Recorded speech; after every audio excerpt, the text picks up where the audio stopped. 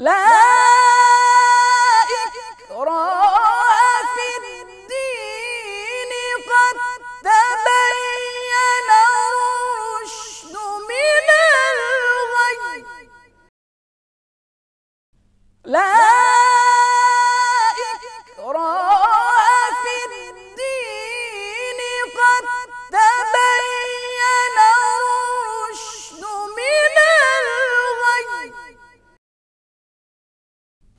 فمن يكفر بالطاغوت ويؤمن بالله فقد استمسك بالعروة الوثقى لا انفصام لها والله سميع عليم. আসসালামু আলাইকুম ওয়া রাহমাতুল্লাহি ওয়া বারাকাতুহু। ইন্নাল হামদালিল্লাহ ওয়াস সালাতু ওয়াস সালামু আলা রাসূলিল্লাহ ওয়া আলা আলিহি ওয়া সাহবিহি ওয়া মান ওয়ালা ওয়া বা'দ। সুপ্রিয় দর্শক শ্রোতা, আপনাদের সকলকে সাদর আমন্ত্রণ জানাচ্ছি ইসলামিক টেলিভিশনের নিয়মিত আয়োজন দৈনন্দিন জীবনে ইসলাম অনুষ্ঠানের আজকের আয়োজনে। কাছে এবং দূরে, দেশে ও প্রবাসে যে যেখানে বসে আমাদের অনুষ্ঠান দেখছেন, আপনাদের সকলকে অনেক অনেক মোবারকবাদ জানাচ্ছি। প্রিয় দর্শক, আমরা এই অনুষ্ঠানের মাধ্যমে ছোট্ট দুটো নাটিকা আমরা দেখে থাকি এবং তারই প্রেক্ষিতে ইসলামী শরিয়ার সমাধান আপনাদের সামনে আমরা উপস্থাপন করে থাকি। আজও আমরা জীবন ঘনিষ্ঠ কিছু গুরুত্বপূর্ণ বিষয় আপনাদের সামনে উপস্থাপন করব, আর এই বিষয়গুলো তুলে ধরার জন্য আজকে আমাদের মাঝে উপস্থিত রয়েছেন বিশিষ্ট আলেম দ্বীন, ইসলামী চিন্তাবিদ মুহতারাম অধ্যাপক মাওলানা সাইফুল ইসলাম। আসসালামু আলাইকুম। ওয়ালাইকুম আসসালাম। কেমন আছেন মুহতারাম আপনি? আলহামদুলিল্লাহ। আলহামদুলিল্লাহ। যে আমরা অনুষ্ঠানের যে আলহামদুলিল্লাহ আমরা শুরু করছি এবং তার আগে একটি নাটিকা দেখে গেল।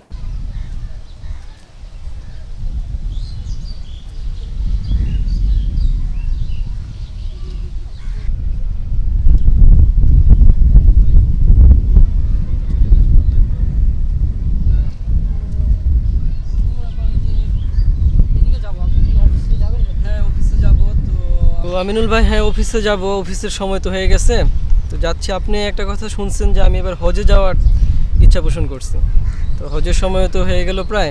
তো হজে যে কিছু টাকা পয়সা আয় রোজগার করা যায়, যাতে বাণিজ্যটা যাতে একটু ভালো হয়, এই চিন্তা ভাবনাটা নিয়ে যাচ্ছি। যে এইবারের বাণিজ্যটা যদি ভালো হয় তাহলে আপনার প্রত্যেক বছরই হজে যে এই ধরনের আয় রোজগারের জন্য কিছু ব্যবসা বাণিজ্য করতে চাই। আচ্ছা, আপনি নিয়ত করেছেন যে হজে গিয়ে ব্যবসা বাণিজ্য করবেন, তো হজে গিয়ে ব্যবসা বাণিজ্যটা বৈধতা, শরীয়তে বৈধতা আছে, কিন্তু আপনি ওটা করেন ঠিক আছে, কিন্তু আপনি নিয়তটা চেঞ্জ করেন। আপনি নিয়ত করেন হলো গুনাহ মাফের জন্য, এটা তো সবচেয়ে বড় ব্যবসা, তাই না? আপনি বলতে যাচ্ছেন যে আমি আমার নিয়তটা থাকতে হবে গুনাহ মাফের জন্য, মানে আল্লাহকে রাজি খুশি করার জন্য, আর বাণিজ্যটা পরে থাকবে। ওটা আপনি করেন ঠিক আছে, ওটা ভালো কথা, ব্যবসা বাণিজ্য হালাল। তো এখন কোথায় যাবেন? অফিসে যাবেন নাকি? জি, অফিসে যাচ্ছি। দেখা হবে পরবর্তী সময়। দোয়া করবেন, হজে গিয়ে আমার জন্য দোয়া করেন। জি অবশ্যই অবশ্যই, ভালো থাকেন। আল্লাহ হাফেজ। আসসালামু আলাইকুম। জীবনধারা আমি এখানে নাটিকার ভিতরে অত্যন্ত সুন্দর একটি বিষয় দেখলাম। আমরা জানি যে আমাদের পবিত্র হজ আমাদের খুব কাছে ঘনিয়ে আসছে। হজ সংশ্লিষ্ট একটি বিষয় আমরা নাটিকের মাধ্যমে দেখলাম যে একজন ব্যক্তি তিনি হজে যাচ্ছেন, কিন্তু তার মূল নিয়তটা হচ্ছে কিছু ব্যবসায়িক ফায়দা হাসিল করা। তো এই যে আমরা ন্যাক কাজগুলো করি, ন্যাক কাজগুলো করতে গিয়ে যদি আমাদের নিয়তের ভিতরে যদি কিছুটা ঘাটতি থাকে, বিশুদ্ধতার অভাব থাকে, তাহলে সেক্ষেত্রে আমাদের এই অনেক বড় গুরুত্বপূর্ণ নেক আমল, সে আমলটাও তো অনেক সময় বোধ হয় বিফল হয়ে যেতে পারে। যদি এই বিষয়টি তুলে ধরেন। আপনাকে অনেক ধন্যবাদ। সুপ্রিয় দর্শক শ্রোতা, অত্যন্ত গুরুত্বপূর্ণ বিষয়টি আজকে আমাদের সামনে ভেসে এসেছে। বিষয়টা হলো যে কোনো ইবাদত বন্দেগী যদি আমরা তার প্রকৃত ফল পেতে চাই, তাহলে তার নিয়ত অর্থাৎ উদ্দেশ্যটা তার বিশুদ্ধ হতে হবে। হজ আসলে করা হবে আল্লাহর সন্তুষ্টির জন্য এবং আল্লাহর হুকুম পালনের জন্য। এখানে হজ করতে গিয়ে যদি কোনো বাণিজ্যিক সুযোগ সুবিধা বা অন্য কোনো সুযোগ সুবিধা লাভ করা যায়, তাহলে তাতে কোনো আপত্তি নেই, কিন্তু উদ্দেশ্যটা হতে হবে হজ, এবং হজের উদ্দেশ্য হবে আল্লাহর সন্তুষ্টি অর্জন। আর এই উদ্দেশ্যের মধ্যে যদি আমাদের বিচ্যুতি ঘটে, ত্রুটি হয়ে যায়, তাহলে আমরা এর ফলাফল পেতে ব্যর্থ হব। এজন্য আমাদেরকে নিয়ত রাখতে হবে, আমি হজ করতে যাচ্ছি মহান রব্বুল আলামিন এর ঘর তাওয়াফ করব, তাকে সন্তুষ্ট করার জন্য, তার উপস্থিতি অনুভব করে আমরা আমাদের জীবনের সমস্ত গুনাহগুলিকে ক্ষমা চাইব, জীবনের ইহলীলা এবং পরলীলাতে আমরা সাফল্য অর্জনের জন্য আল্লাহর কাছে দোয়া করব। এর মধ্যে সবচেয়ে বড় জিনিসটা হলো যে কোনো কাজই একজন ইমানদার যখন করে তখন সে কাজগুলি করে আল্লাহর সন্তুষ্টির জন্য। তাদের এর পিছনে উদ্দেশ্যটাই হবে ইয়াবতাগুনা ফাদলা মিনাল্লাহি ওয়া রিদওয়ানা। এটা হলো ইমানদারদের বৈশিষ্ট্য। মুহাম্মদুর রাসূলুল্লাহ সাল্লাল্লাহু আলাইহি ওয়াসাল্লাম এবং তার উম্মতদের বৈশিষ্ট্য সম্পর্কে সূরা আল ফাতহ এর মধ্যে যে বর্ণনা এসেছে তার মধ্যে অন্যতম বৈশিষ্ট্য হলো এরা শুধুমাত্র আল্লাহর সন্তুষ্টি অর্জনের জন্যই কাজ করে। এখন যেহেতু আল্লাহ রাব্বুল আলামিন দুনিয়ার জীবনের কল্যাণ ও আমাদেরকে অর্জন করতে বলেছেন, সেহেতু এখানে বাণিজ্যিক সুবিধা অর্জন করার কোনো হারাম না, বরং আল্লাহ বলেছেন ওয়ালা তানসা নাসিবাকা মিনাদ দুনিয়া, যে এই দুনিয়ার লাভের কথা তোমরা ভুলে যেও না। কিন্তু উদ্দেশ্যটা হতে হবে আল্লাহর সন্তুষ্টি, উদ্দেশ্যটা হতে হবে আল্লাহর হুকুম পালন করা। আমরা যদি সে কাজগুলি সঠিকভাবে করতে পারি এবং সঠিক অর্থে আল্লাহর সন্তুষ্টির জন্য যদি কাজ করি, তাহলে সেটাই আমাদের জন্য কাঙ্ক্ষিত সাফল্য বয়ে আনবে। আমরা সেই কাঙ্ক্ষিত সাফল্যের দিকে যদি এগিয়ে যেতে না পারি, তাহলে আমাদের জীবনের সর্বৈব ব্যর্থতাই পর্যবসিত হবে। এখানে মুহতারাম আমরা যে বিষয়টি আপনি বললেন অত্যন্ত সুন্দর করে, যে আমাদের তাহলে আমলের যে কোনো আমলেরই মূল ফাউন্ডেশনটা হওয়া উচিত বোধহয় ইখলাস বা খলুসিয়াত, যেটা চিন্তার বিশুদ্ধি, উদ্দেশ্যের বিশুদ্ধি, লিল্লাহিয়াত আল্লাহর জন্য, লিওয়াজহিল্লাহ। আমরা যে কোনো জিনিসই করব আল্লাহকে সন্তুষ্ট করার জন্য। নিয়তটা আমার যখন পরিশুদ্ধ হবে, শুদ্ধ হবে, তখন আমার কার্যক্রমের ফলাফলটা আমি যথার্থভাবে আল্লাহ রাব্বুল আলামিনের কাছ থেকে পাবো। সেটা দুনিয়ায় হোক আখিরাতে হোক, আমরা কাঙ্ক্ষিত ফলাফল পাওয়ার জন্য নিয়তকে শুদ্ধ করতেই হবে, যেটা রাসূলুল্লাহ সাল্লাল্লাহু আলাইহি ওয়াসাল্লাম বলছেন ইন্নামাল আমালু বিন্নিয়াত, অর্থাৎ প্রত্যেকটা আমলই তার নিয়তের উপর নির্ভরশীল। নিয়ত মানে হলো উদ্দেশ্য, যে উদ্দেশ্যে আমরা কাজ করব সেই অনুযায়ী আমরা ফল পাবো। যদি আমরা আল্লাহর সন্তুষ্টির উদ্দেশ্যে কাজ করি, তাহলে সেটা আমাদের সামগ্রিক কল্যাণ, অর্থাৎ আল্লাহ যদি খুশি হয়ে যায়, তাহলে আমরা দুনিয়াতেও কল্যাণ পাবো, আখিরাতেও কল্যাণ পাবো। একটা কথা আছে মাল্লাহুল মাওলা ফালাহুল কুল, যার জন্য আল্লাহ হয়ে যায় তার তো সব হয়ে যায়। যেহেতু সকল কিছুর মালিক হলেন আল্লাহ, সমস্ত কল্যাণের আধার হলেন আল্লাহ, যেটা আল্লাহ রাব্বুল আলামিন বলছেন বেয়াদিকাল খায়র, সমস্ত কল্যাণ কিন্তু আল্লাহর হাতে। অতএব আল্লাহকে যদি আমরা সন্তুষ্ট করতে পারি, আল্লাহর সন্তুষ্টির জন্য কাজ করে আল্লাহর সন্তুষ্টি অর্জন করতে পারি, তাহলে আমরা দুনিয়ার কল্যাণ, আখিরাতের কল্যাণ, সকল কল্যাণই লাভ করতে পারবো। আপনি যে হাদিসটি বলেছেন, বিখ্যাত হাদিস ইন্নামাল আমালু বিন্নিয়াত, বুখারী শরীফের প্রথম হাদিস, সে হাদিসের আসলে যে শানে উরুদ বা প্রেক্ষাপটটা যদি একটু আমাদেরকে এই আলোচনার প্রেক্ষিতে বলে দেন। জি আচ্ছা, আপনাকে ধন্যবাদ। বিষয়টা অত্যন্ত জানা একটা ঘটনা। সেটা হলো রাসূলুল্লাহ সাল্লাল্লাহু আলাইহি ওয়াসাল্লামের হিজরতের পর একজন মুসলিম নারীর প্রতি আকৃষ্ট একজন লোক মক্কা থেকে হিজরত করে মদিনায় এসেছিলেন। রাসূলুল্লাহ সাল্লাল্লাহু আলাইহি ওয়াসাল্লামের কাছে যখন এই ইনফরমেশনটা পৌঁছলো, কনভে করা হলো, তখন তিনি এই বিষয়টা জানতে পেরে এই বিষয়টা বলেছিলেন যে যে ব্যক্তি হিজরত করবে কোনো নারীর জন্য সে তাই পাবে, আর যে ব্যক্তি হিজরত করবে আল্লাহর সন্তুষ্টির জন্য সে তাই পাবে। তবে এটা আমাদের ভুলে যাওয়া উচিত নয় যে আমরা আল্লাহর কাছে যদি তার সন্তুষ্টির জন্য যে কোনো কিছু চাই, তাহলে আল্লাহ তো আমাদেরকে দিতেই চান, আল্লাহ প্রতি মুহূর্তেই আমাদেরকে দেওয়ার জন্যই প্রস্তুত।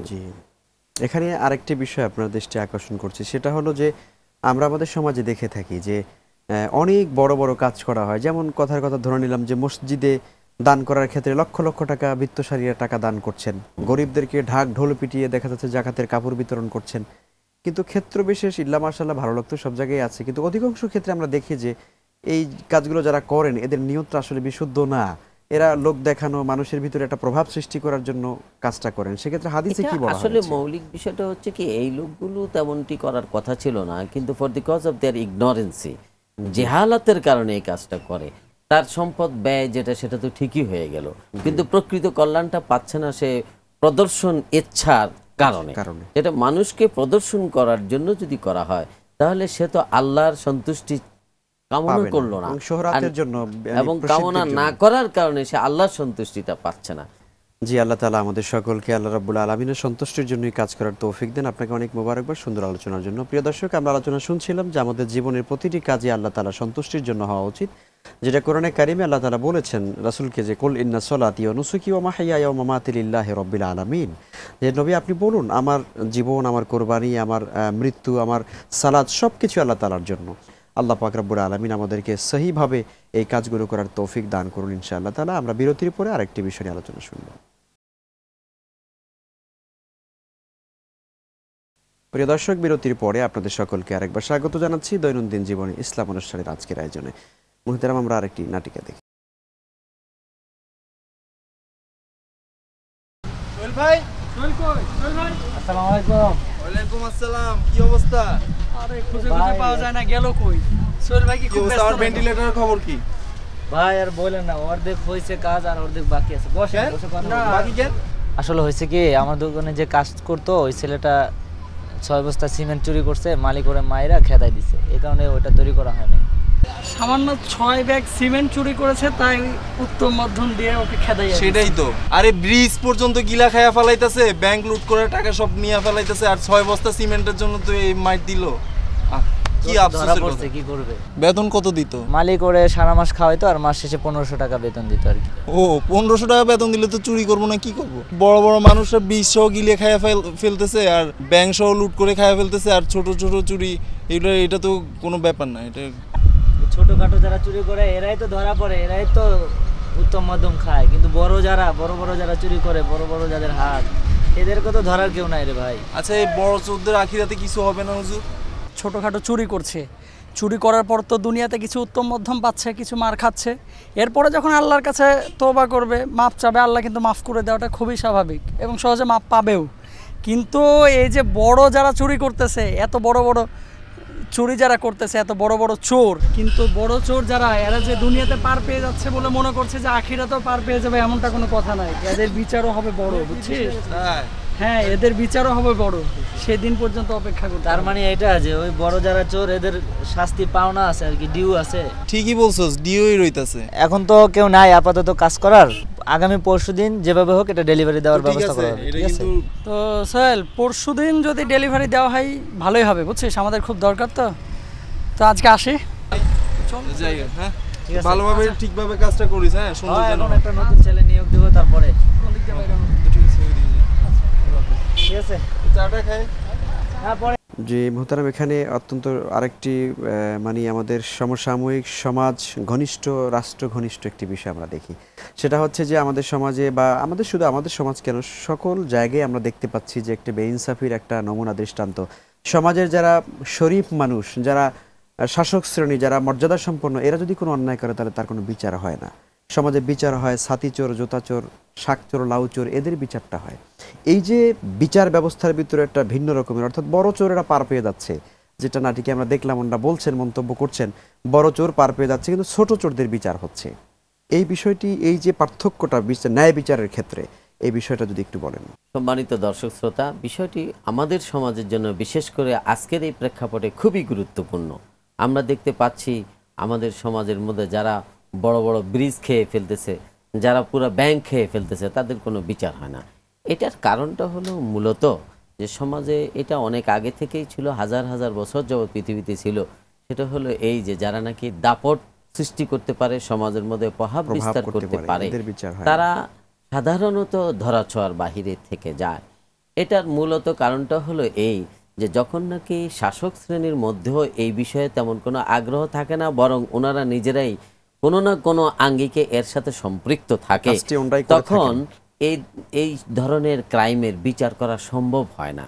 তাদের ব্রুকুটিকে উপেক্ষা করে বিচারকরা তাদের এই অপরাধীদেরকে ধরতে পারে না। তো এটা আসলে আমাদের অত্যন্ত দুর্ভাগ্য। এই অবস্থার অবসানের জন্য সর্বপ্রথম প্রয়োজন এমন কিছু সংখ্যক লোকের হাতে বিচারের দায়িত্ব যাওয়া, এবং বিচারকদের নিয়োগকর্তা বা বিচারকদের উপর প্রভাব যারা খাটাতে পারে, সেই ক্ষমতাটা এমন কিছু লোকের হাতে যাওয়া দরকার, যেই লোকগুলো আল্লাহ রাব্বুল আলামিনকে ভয় করে তারা কখনো অবিচার করবে না। তারা দুনিয়ার জীবনকে ক্ষণস্থায়ী জীবন মনে করবে, তারা আখিরাতকে জীবনের চূড়ান্ত রূপ মনে করবে, আর সেই চূড়ান্ত জীবনের সফলতার জন্য এই দুনিয়ার সমস্ত ক্রাইমগুলোকে সে পরিহার করে চলবে। আজকে আমাদের সমাজের মধ্যে এই জিনিসগুলো হওয়ার কারণ হলো এই যে আমাদের সমাজের সাধারণ মানুষের মধ্যেও সুবিচার এবং সত্যের অনুসরণের প্রবণতা খুব বেশি একটা নেই। যদি তা থাকতো তাহলে কিন্তু আমাদের সর্বোচ্চ ব্যক্তিদের মধ্যে এটার প্রভাব পড়তে বাধ্য, কারণ এদের দ্বারাই তারা নির্বাচিত। রাসূলুল্লাহ সাল্লাল্লাহু আলাইহি ওয়াসাল্লাম একটা হাদিস আমরা দেখতে পাই, যখন আল্লাহ রাব্বুল আলামিন কোন জাতিকে শাস্তি দিতে চান, ইজা আরাদাল্লাহু বিকওমিন শাররা ওয়াল্লা আলাইহিম সুফাহাআহুম ওয়া কাদা আলাইহিম জুহালাআহুম ওয়া জাআলিল মালা ফি বুখালাইহিম, যখন আল্লাহ কোনো জাতিকে শাস্তি দিতে চান তখন তাদের সবচেয়ে খারাপ লোকগুলোকে নেতৃত্ব দিয়ে দেন এবং তাদের জাহেল লোকদেরকে বিচারের দায়িত্ব দেন এবং তাদের বখিল লোকগুলোকে ধনী বানায় দেন। আজকে আমাদের এই সমাজের মধ্যে আমাদেরকে শাস্তি দেওয়ার জন্য আল্লাহ রাব্বুল আলামিন মনে হয় যেন এই ধরনের বিচারক এবং এই ধরনের প্রশাসনিক ব্যবস্থা কায়েম করে দিয়েছেন। ফলশ্রুতিতে হলো কি, নিজেরাই যদি বিচারক স্বয়ং নিজেই যদি অবিচার করে, বিচারক শাসক যদি নিজেই শোষণ করে, তাহলে তো আর এখানে বিচারের কিছু থাকে না। এই অবস্থার অবসানের জন্য আজকে সর্বপ্রথম প্রয়োজন হলো আমার জাতিকে তওবা করতে হবে। আমরা যারা সাধারণ মানুষ সকলেই আমরা এই সিদ্ধান্তে উপনীত হতে হবে যে আমরা ক্রাইম করব না, আমরা আল্লাহর হুকুমকে মানব এবং সেই অনুযায়ী চলব। আর যারা আল্লাহকে যতটুকু মানে আমরা তাকে ততটুকু সম্মান দিব, যেটা সূরা হুজুরাতের মধ্যে আল্লাহ বলছেন, ইন্না আকরামাকুম ইনদাল্লাহি আতকাকুম, তোমাদের মধ্যে আল্লাহর দৃষ্টিতে ওই ব্যক্তি অধিক উত্তম এবং সম্মানিত যে বেশি মুত্তাকি। কিন্তু আমাদের সমাজের মধ্যে আমরা সে অবস্থা সৃষ্টি করতে পারলে ঠিকই আমাদের মধ্যে তাকওয়ার ব্যাপারে একটা প্রতিযোগিতার অবস্থা সৃষ্টি হয়ে যাবে। তখন ভালো কাজ যারা করবে তাদের হাতে নেতৃত্ব আসবে, যারা ভালো কাজ করবে, যারা সুবিচার করে তাদের হাতে বিচারের দায়িত্ব আসবে, যারা দানশীল তাদের হাতে সম্পদ আসবে। এভাবে সমাজের ফ্রম টপ টু বটম, সর্বনিম্ন থেকে সর্বোচ্চ পর্যায় পর্যন্ত মানুষ অত্যন্ত সুখকর এবং মর্যাদাপূর্ণ একটা জীবন লাভ করতে পারবে, যেটা আল্লাহ রাব্বুল আলামিন আমাদেরকে দিতে চান, যা দেওয়ার জন্যই আল্লাহ কিতাব নাজিল করেছেন, যা দেওয়ার জন্যই তিনি অসংখ্য আম্বিয়া কেরাম আলাইহিমুস সালামকে পৃথিবীতে পাঠিয়েছেন। জি মুহতারাম, আমরা নাটিকা একটি বিষয় দেখলাম যে আসলে ছোট চোরেরা কিন্তু দুনিয়াতে কিছুটা হলো শাস্তি পেয়ে যাচ্ছেন, আর বড়রা কিন্তু শাস্তি পাচ্ছেন না। বিষয়টা কি এমন যে আসলে বড় চোরেরা মাপ পেয়ে যাবেন নাকি এদের বিচারটা ডিউস থেকে যাবে? আসলে এখানে একটা কথা আমাদের মনে রাখতে হবে, এটার উত্তরটা খুব সহজ। এই পৃথিবীতে এত ছোট্ট জায়গা এবং এত ক্ষণস্থায়ী যে এখানে প্রকৃত অর্থে মানুষের বড় অপরাধের বিচার করা যায় না। আমি একটা উদাহরণস্বরূপ বলি, একজন লোক একজনকে যদি হত্যা করে ফেলে তাহলে তার শাস্তি হলো তাকে হত্যা করা, কিন্তু যে লোকটা ব্রাশ ফায়ার করে 50 জনকে মেরে ফেলছে তাকে তো আর 50টা মৃত্যুদণ্ড দেওয়া যাবে না। এই জন্য বড় ধরনের অপরাধী যারা এরা মাপ পেয়ে যাচ্ছে এটা ঠিক না, তাদের এটা আরো বেশি বেড়ে তারপরে অনেক গুণ বেড়ে অপেক্ষা করছে, এটা তাদের পাওনা। ইন কোর্স অফ টাইম যখন এই দুনিয়ার জীবন তার শেষ হবে, অনন্তকাল যে জীবন, সেই জীবন আসলে তার জন্য উপযুক্ত শাস্তির ব্যবস্থা করা হবে। আর যেই ব্যক্তিগুলো আমরা আখেরাতকে বিশ্বাস করি তারাই ওই ধরনের অপরাধ করতে পারবো না, তার থেকে মুক্তি লাভ করতে পারবো এবং তওবা করে আমরা ফেয়ার লাইফ লিড করায় হ্যাবিচুয়েটেড হতে পারবো। আর যারা মনে করে যে আরে দুনিয়া কা মজা লেলো দুনিয়া তোমারি হ্যায়, তাদের পক্ষতেও চিন্তার কোনো কারণ নাই। ভেরি সুন উইল মিট আল্লাহ, অনতিবিলম্বেই আল্লাহর সাথে আমাদের দেখা হয়ে যাবে। আল্লাহ রাব্বুল আলামিন যখন ইসরাফিলকে নির্দেশ দিবেন আর ফুঁক দেওয়া হবে, অনুফিখা ফিস-সূর ফাইজাহুম মিনাল আজদাসি ইলা রাব্বিহিম ইয়ানসিলুন, সমস্ত লোকগুলি কবর থেকে উঠে তাদের রবের কাছেই চলে যাবে। সেই দিন আল্লাহ তাদেরকে আমলনামা দেখিয়ে বলবে, ইকরা কিতাবাকা কাফা বিনাফসিকা আল-ইয়াওমা আলাইকা হাসিবা। সেই দিন তো আমরা বিপদগ্রস্ত হয়ে পড়ব। এই ধরনের বড় চোর কেউ সেদিন মুক্তি লাভ করতে পারবে না, বরং সেদিন তারা আফসোস করে বলবে, হ্যাঁ আল্লাহ রাব্বুল আলামিন বলছে, ওয়াকাযালিকা ইউরিহিমুল্লাহু আমালহুম হাসারাতিন আলাইহিম ওয়া মা হুম বিখারিজিনা মিনান নার। সেদিন যখন আমলনামা দেখানো হবে তখন তারা আফসোস করবে, কিন্তু জাহান্নামে নিক্ষিপ্ত হলে তো তারা আর বাঁচতে পারবে না, বেরোতে পারবে না। সেই সকল লোকগুলো বরং কঠিন শাস্তির সম্মুখীন হচ্ছে, এ ব্যাপারেই আমাদের নিশ্চিত থাকতে হবে। জি, আল্লাহ তাআলা আমাদেরকে হেফাজত করুন। আপনি যে সতর্কতার বাণী শোনালেন জাহান্নামের কথা, আল্লাহ যেন আমাদের সকলকে সেই জাহান্নামের আগুন থেকে রক্ষা করেন। আপনাকে অনেক মোবারকবাদ আজকের এই সুন্দর আলোচনা করার জন্য। প্রিয় দর্শক, আমরা আলোচনার শেষ প্রান্তে চলে এসেছি। আমরা শুনছিলাম যে আমাদের সমাজে যারা অপরাধী, বড় বড় অপরাধী যারা, এই সকল অপরাধীরা কিন্তু দুনিয়াতে আজকে সকল আইনের ঊর্ধ্বে উঠে গেছেন। সুতরাং আমরা বলতে চাই, আমাদের সমাজে যারা অপরাধী আছেন, আসেন আমরা তওবা করি, আল্লাহ তাআলাকে আমরা ভয় করি, আমরা 5 ওয়াক্ত নামাজ পড়ি, কোরআনমুখী জীবন গড়ি এবং ইসলামের পক্ষে আমরা অবস্থান করি। তাহলে আমাদের জীবনটা দুনিয়ার জীবন সুখময় হবে, আখিরাতে আমরা নাজাত পেতে পারবো। আল্লাহ রাব্বুল আলামিন আমাদের সকলকে তার দ্বীনমুখী জীবন যাপন করার তৌফিক দেন, কোরআনে কারিমের সাথে থাকার তৌফিক দেন, ইসলামের সাথে থাকার তৌফিক দেন। আল্লাহ পাকের দরবারে সেই তৌফিক কামনা করে প্রিয় দর্শক আপনাদেরকে মোবারকবাদ জানিয়ে শেষ করছি আজকের আয়োজন। আসসালামু আলাইকুম রাহমাতুল্লাহি ওয়া বারাকাতুহু।